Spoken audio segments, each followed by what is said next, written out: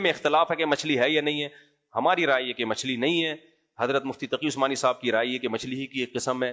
وہ ایک اختلافی مسئلہ ہے, میں اس میں نہیں کئی دفعہ میں اس کو ایکسپلین کر چکا ہوں, تو وہ ایک الگ مسئلہ ہے. بہرحال ہاں یہ بات ضرور ہے, ہم بہت براڈ مائنڈیڈ ہیں, بہت براڈ مائنڈیڈ.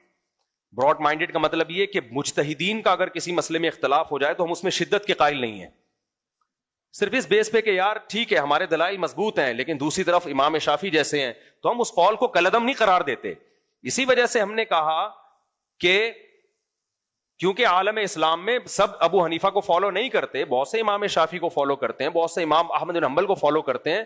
یہ ہے فرقواریت ختم کرنے کا طریقہ کہ ان کی رائے کا بھی احترام کیا جائے. تو اس رائے کا احترام ہے کہ احناف مچھلی کے علاوہ کسی چیز کو جائز نہیں کہتے, لیکن باقی سمندر کی مخلوق کی تجارت کو حلال قرار دیتے ہیں, کیونکہ اس کے اسلام ہی میں اس کے جواز کا قول بھی بہت سارے فقہا نے کیا ہے. تو ان کو آپ کالعدم نہیں قرار دے سکتے, کالعدم نہیں قرار دے سکتے. تو یہ ظرف آپ کو احناف میں ہی ملے گا. باقی جو آج کل مارکیٹ میں چل رہا ہے تو بس میری رائے ہے اور وہی صحیح ہے اور اس سے ذرا بھی انحراف نہیں کرنا اور دائیں بائیں نہیں جانا, ایسا نہیں ہوتا. ایسا کرو گے تو چند بے وقوف خوش ہو جائیں گے آپ کی باتوں سے, آپ کے نعروں سے. کوئی پڑھا لکھا آدمی کبھی بھی ان چیزوں سے متاثر نہیں ہوگا. اب ہم جلدی سے بس 2-3 آیتیں میں اور پڑھ لیتا ہوں. تو اللہ نے اس میں ہمیں بتایا مردار حرام ہے, خون حرام ہے, خنزیر کا گوشت حرام ہے, جس جانور پہ اللہ کے علاوہ کسی کا نام لے لیا گیا ہو, کسی بزرگ کے نام پہ ذبح کر دیا گیا ہو وغیرہ وغیرہ, وہ بھی حرام ہے. اور گلا گھونٹ کے جس جانور کو مار دیا وہ بھی حرام ہے, اور پتھر سے جس جانور کو مارا وہ بھی کیا ہے, حرام. والمتردیۃ, 2 جانور آپس میں لڑے اور مر گئے وہ بھی حرام. والمتردیۃ کا مطلب اوپر سے گرا, بعض دفعہ بکریاں پہاڑ سے گر کے مر جاتی ہیں, وہ بھی حرام. والنطیحۃ, سینگ سے ایک دوسرے کو جانور نے مار دیا وہ بھی حرام. حلال کیا بچا پھر؟ اس آیت کی میں کل انشاءاللہ تفسیر بیان کروں گا, یہ بہت اہم آیت ہے. اسی میں مسئلہ آئے گا گولی کا شکار حلال ہے یا نہیں ہے, یہ بھی ایک اختلافی مسئلہ ہے. تو یہ بھی ایک پوری میں کل, مشینی ذبیحہ حلال ہے یا نہیں ہے, تو یہ پوری ڈیٹیل کل انشاءاللہ. اور پھر اللہ نے شکاری کتے کے بھی حلال ہونے کا تذکرہ کیا, کتے کے نہیں یعنی کتے کے شکار کے, اس طرح کتے کھانا شروع کر دیں. یسألونک ماذا قل احل لکم الطیبات وما علمتم من الجوارح, کہ جانور کو اگر سدھا لیا جائے, اس سے شکار کیا جائے تو وہ شکار بھی حلال ہے. یعنی کتا آپ نے بسم اللہ اللہ اکبر پڑھ کے جانور پہ بھیجا اور کتے نے اس جانور کو مار دیا تو اس کے دانت ہی چھری کے حکم میں ہوں گے, سمجھ رہے ہو, بشرطے کہ خود اس میں سے کچھ نہ کھایا ہو. کیونکہ اگر ایک بوٹی بھی خود کھا لی تو اس کا مطلب اس نے اپنے لیے مارا ہے, آپ کے لیے نہیں مارا, تو اب نہیں کھا سکتے آپ اس کو, کیونکہ کتوں کا بچا ہوا آپ کے لیے, آپ کتے نہیں ہو, آپ کیا ہو. یہ انسان کی شرافت ہے, اللہ نے انسان کو عزت دی ہے کہ تم جانوروں کا شکار نہیں کھا سکتے. جانور نے, میں نے مسائی قوم دیکھی وہاں افریقہ کے جنگلوں میں, ایک جنگلی قوم ہے نا جو, اس کا میں نے ولاگ بھی بنایا تھا, وہ نہیں جو ناچ رہے تھے, مجھے ڈر لگا تھا مجھے انہیں کباب بنا کے کھا جائیں, وہ میں واقعی ڈر گیا تھا. وہ تو پورا گھیر لیا ہمیں اور ڈانس شروع کر دیا انہوں نے, اور وہ اتنے خونخوار, گائے کا کھڑے کھڑے گائے کا گوشت کاٹ کے کھا جاتے ہیں, وہ گائے کا خون پیتے ہیں. تو میں ڈر گیا تھا, میں نے کہا لے بھائی تکے کباب آ رہے ہوں گے اور یہ ولاگ سب سے زیادہ ہٹ ہوگا لیکن ہم دنیا میں رہیں گے نہیں. تو امیزون میں بھی اس طرح کی قومیں ہیں. میرا بھی پاناما جانا ہوا نا, وہاں سے برازیل وغیرہ قریب ہے امیزون, مجھے ہے جنگلوں کا بڑا شوق ہے. میں نے وہاں لوگوں سے کہا مجھے امیزون کے جنگل جانا ہے. انہوں نے بولا مفتی صاحب, میں نے کہا وہ جو وحشی رہتے ہیں وہاں جانا ہے. انہوں نے کہا ایسے کئی واقعات ہوئے ہیں, لوگ گئے بعد میں کباب کی خوشبو آ رہی تھی تو کاٹ کے کھا جاتے ہیں وہ. کل میں نے پھر نیٹ پہ سرچ کیا تو واقعی وہاں کو جیسی قومیں ہیں ان سے کوئی لڑ نہیں سکتا. تو خیر, تو وہ کیا کرتے ہیں, ان کا شکار کا طریقہ, شیر شکار کرتا ہے کسی ہرن وغیرہ کا, مارتا ہے تو وہ جا کے کھینچ کے لے آتے ہیں اس کو, شیر کے مارے ہوئے کو کھا جاتے ہیں.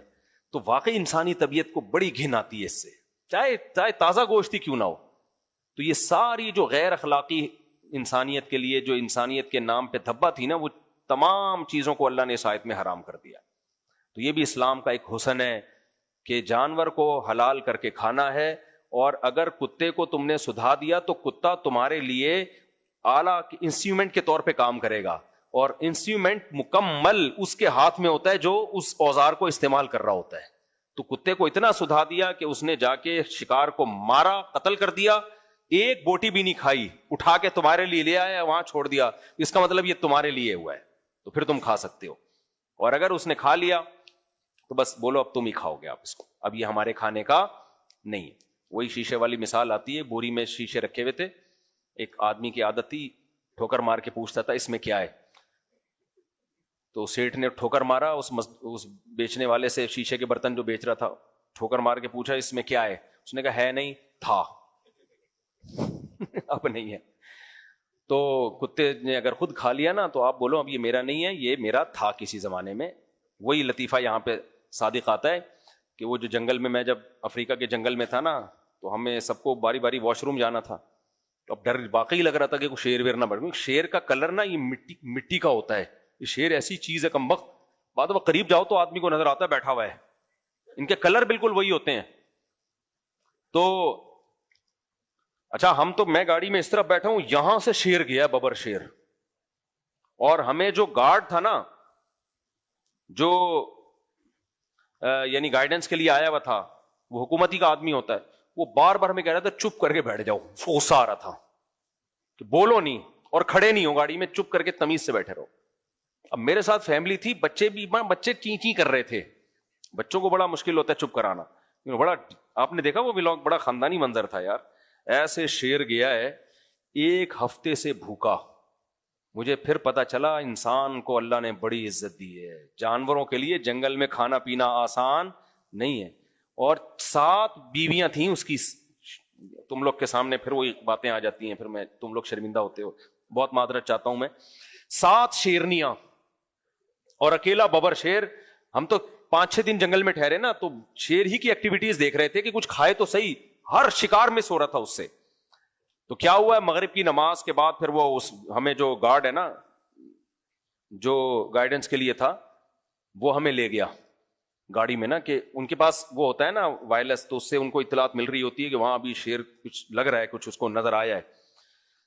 تو 2-4 بھینسے آئے ہوئے تھے, تو شیر, ہم پہنچ گئے وہاں نا, بھینسے ہمیں نظر آ رہے ہیں, ادھر شیر شیرنیوں کے ساتھ بیٹھا ہوا ہے. اور یہ مہم ایسی تھی کہ ہمیشہ شیرنی آگے آگے ہوتی ہے, شیر بیٹھا ہوا ہوتا ہے. ہم کئی دنوں سے یہی منظر دیکھ رہے تھے. اس دفعہ ہمیں لگا کہ شیر کہہ رہا ہے بہت ہو گئی, اب میں خود تکلف کروں گا یہ. تو اس دفعہ شیر خود اٹھائے, تو وہ 2 بھینسے, اب اور گورے وورے بھی آئے ہوئے تھے وہاں جنگل میں, زیمبیا کا جنگل تھا یہ, تو گوروں نے بھی گاڑیاں سٹارٹ کی, اور ہمیں بس یہ حکم کہ چپ کر کے آرام سے بیٹھے رہو, کیونکہ شیر بھوکا ہے. تو وہ ظاہر ہے ادھر بھی ٹن مار سکتا ہے کہ یار ابھی وہ نہیں مل رہا, تو چلو فی الحال انہی سے گزارا کرو. اچھا یہ شیر کی نفسیات پتہ ہے کیا, وہاں لوگوں نے ہمیں بتایا کہ آپ جب گاڑی میں بیٹھے ہوتے ہیں نا, تو شیر پوری گاڑی کو ایک ذات سمجھ رہا ہوتا ہے, اس لیے وہ حملہ نہیں کرتا, الا یہ کہ آپ بہت زیادہ ہلنا جلنا شروع ہو جائیں گاڑی میں. تو یہ نفسیات ہے شیر کی, وہ گاڑی سے نیچے اترو گے تو حملہ کرے گا آپ پہ. گاڑی میں اس کو پوری گاڑی سمیت ایک عجیب سی جن نظر آ رہا ہوتا ہے کہ یہ کیا ہے, اس کا ایک روب ہوتا ہے شیر کے اوپر. تو ایسے نکل کے گیا ہے, اور جو اس نے ڈائی ماری اور وہ بھینسے بھاگ گئے. ہم نے گاڑی بھگائی, بھینسوں کو تعاقب کے لیے بھاگ گئے. تو یہ کچھ نہیں تھا منظر وہ دیکھنے والا تھا جو اب ہوا. شیر بیچارہ مایوس ہو کے نا, 5-6 دن سے یہی ہو رہا تھا اس کے ساتھ, ایسے منہ نیچے اور پیچھے شیرنیاں خراما خراما واپس. ہمارے دوست نے کہا بالکل ایسا لگ رہا ہے جیسے کسی کا جنازہ پڑھ کے واپس آ رہے ہوں. بالکل واقعی, کوئی بہت لمبی واک کر کے جا رہے تھے. ہم بھی تھک گئے تھے, اب ہمیں واپس بھی آنا تھا. ہم نے کہا بھائی مر جائے تو بتا دینا, ہم آ کے جنازہ دیکھ لیں گے اس کا. جیسے ہی میں کراچی پہنچا ہوں, ہمارے دوست کا جو جنگل میں ہی تھے ان کی ویڈیو آئی, یہ 2 بھینسے مارے ہوئے ہیں, اور خود بھی توند بھر رہا ہے بیٹھ کے, اور لگڑ بگا اور وہ جو نہیں ہائنا وائنا سب آ کے بوفے چل رہا ہے, پورا بوفا سسٹم. محنت شیر کی ہوتی ہے اور فائدہ, تو وہ 3-4 دن میں نا ایک بوٹی بھی نہیں بچی تھی 2-3 بھینسوں کی, وہ مار دیا. تو مجھے لگا کہ بھائی اللہ کا بھی ایک نظام ہے, ان کو اتنا بھوکا رکھا لیکن اللہ نے اب ان کو بھی کھلا دیا. اللہ نے کہا چلو کھاؤ شاباش. بات پتہ نہیں کہاں سے چلی تھی, ہم کدھر کو لے گئے, یہ جنگل کہاں سے آ گیا, شیر کہاں سے. ہاں اصل تو یہ آئی تھی کہ وہ شیر کا بچا ہوا لکڑ بگا تو کھا سکتا ہے, ہائنا وغیرہ لومڑیاں بھی, انسان کو کھانے کی اجازت نہیں ہے. انسان کو اللہ نے حکم یہ دیا ہے کہ تم گراؤ گے بھی, ذبح بھی کرو گے, پھر خود بھی کھاؤ گے, شیروں کو بھی کھلاؤ. سمجھتے ہو کہ نہیں سمجھتے؟ تو اس پہ کچھ کل